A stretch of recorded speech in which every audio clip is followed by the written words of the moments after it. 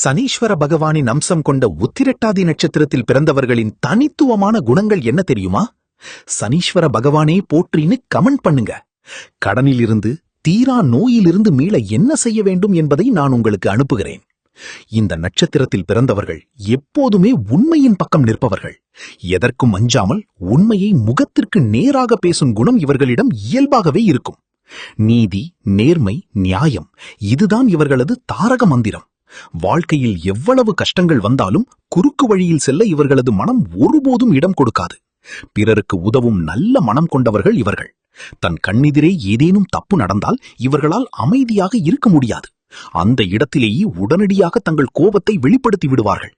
நியாயத்திற்காக குரல் கொடுக்கும் இவர்களது கோபம் நியாயமானதாகவே இருக்கும்.